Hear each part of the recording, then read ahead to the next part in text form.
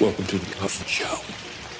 What that charge is, a lot of times, jobs don't look at that. They'll look at what the incident is. So they look at it as a character flaw. I'm looking at it. Time is what I'm looking at. I get that, and okay, I agree. So if a person can't change, if you're but I'm saying that's not you're not going to imply, and you're not going to, I don't think that's just. You don't believe anybody can change it. But I don't think that's just targeted. I don't think black men are the only ones targeted with that. I think we're the ones who targeted the most. System, period. That's because we're the highest population in exactly. jail.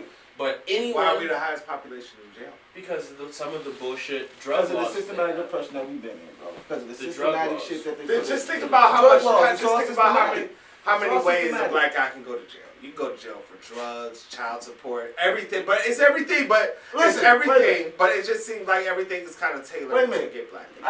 I got one. Trevor Noah just did one yesterday where he said that. Black bros. Yeah, don't do the whole no, thing, look, black bros. Look, he cool. She cool. Listen, he said that they arrested a guy. Fucking waved at me for resisting arrest, right? And they're like, well, what was he doing for you guys to arrest him? He wasn't doing shit. He was resisting arrest. We said, come here, we about to arrest you. He said, no, I didn't do shit. And they arrested him for resisting arrest. But he never did anything. There was no underlying crime. Right. So that's what I'm saying, bro. So when you say things like that, it really pisses me off. Wait, when you be like, they can't stop us. Yes, they can. I didn't say if it's a stop and frisk state. See, you have to preface that. If it's a stop and frisk state, and they say, come here, and then you say, come here, let me frisk you. You'd be like, no. Then you are resisting.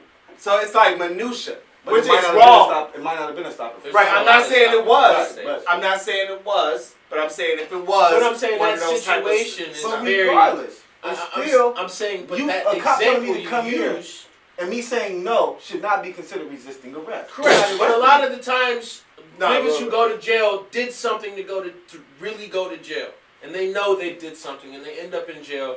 Even though you made a mistake and you deserve second chances, I'm all for that. But the reason that we do a lot of things that we had to do, man, is because we didn't have the opportunity. Once again, man, look at you. You see what poverty is, nigga. You see it. You've been there. I don't. Okay, right.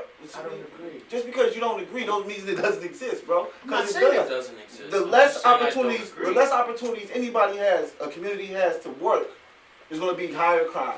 Period. So if you take all the jobs and all the opportunities out of the hood, then the crime is going to go up. But period. It starts young, bro. So the average people who are in jail, went into jail, they've been in the system since 16, 17 years old. So they were skipping school to do these crimes. Oh my God! Now you're talking about niggas. But I'm saying, bro, the average kid, the average black male in jail. Okay, we start talking about school, and we talk about we can start talking about the psychology of school, and ADHD, and how school is not built for black people. Period. Hold on, Rodney. Right, then I don't agree with that. Right, yeah, you don't, but I'm telling you because your mentality is so. Schooling. No, you got it. Whether even if you don't go to public school, you need some type of schooling, education. Right, but you can get a better education at home. Correct, but if your parents aren't willing to do it, how are you supposed to get that? It ain't about them willing to do it, it's about them being financially able to do it. No, that's not true. Yes, it is. You cannot have any money as a parent and still teach your child. All you got to do is get the textbooks. No, how are you going to homeschool your child and and not have no money? You make your own curriculum. So once again, how are you going to teach your kid? And how are you going to keep a roof over your head? How are you going to pay your bills? I'm not saying you don't go to work, but so you're making my point. If a parent can't do it, how do you expect the kid to get a better education without going to school? How do you expect the parent to be able to do it if he doesn't have the opportunities to get more money and make more money so that he can do it? So what's the point you're making? So the point that I'm making is that school, they don't have money to be homeschooled. They just run the streets and do what they want. That's what I'm saying. What I'm saying is, listen, when we talk about schooling in the black community, it's not like schooling in the white community. Period. It's not. Okay, they care less, they get paid less. You know what I mean? So it is totally different. A lot of the teachers don't care nothing about the children. So listen, they'll tell, wait a minute, stop, listen. No, what's the solution? I'm telling you what the solution is. Just let me finish. Right? The biggest issue is that a lot of the teachers don't want to teach really don't have any ambition to really teach the kids. They're coming here to get a check, and that's that. So when we start talking about education, which is that's what you're talking about, kids cutting school, talking about it started early, this, that, and this. Once again, man, these kids aren't being raised where you were raised at. Okay, we're being raised, or they're being raised in places where they don't have a good school, they don't have good good transportation to get to and from school. They may not be able to afford to eat at night. Things of that nature that you probably didn't have to worry about. So therefore, so wait a minute. So if I don't eat last night, but I got to go to school tomorrow, I'm hungry as fuck.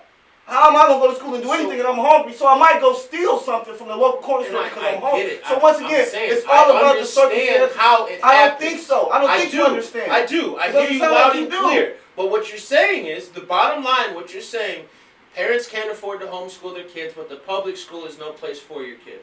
Exactly. So where do you send your child to learn? So at this point, how does your child learn? Only place it's like you. How do they learn right from wrong? You have to teach them yourself to learn right from wrong. Okay, and then how do they learn? Homeschooling. How do they learn to become to have knowledge? How do they learn the basics? You have to send them to public school, nigga. You have to. It's basically like a law to see, like, if your child doesn't go to school, they get caught outside, they get arrested. That's another reason that a lot of niggas is locked up. I'm just telling you, man, the system is built against black people. There's no question about that. And you should stop. Well, if you don't, there's no way to fix it. Like, we can talk about the problem all day, but if we aren't putting up a way to fix it or an idea, why keep beating a dead horse? We're not beating a dead horse because we are trying to do things. I know I am.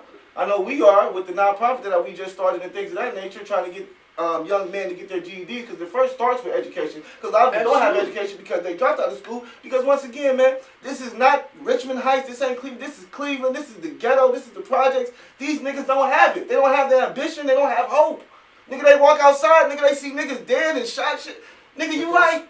I mean, don't get me wrong. I'm not saying there's not a rose. Listen, I'm not saying. Wait a minute. Listen, I'm not saying there's not a rose that doesn't come out the concrete, because yes, there are some roses that do still flourish out of the ghetto and out of these bad circumstances. But once again, these circumstances weren't put here by us, they were put here by the white people. And we're the ones who have to fight to get about this shit or maneuver about this shit so that we can make a difference and so that we can do something for the individuals who don't have. Because once you get it, then you want to go back and try to give back to the community, but a lot of us don't.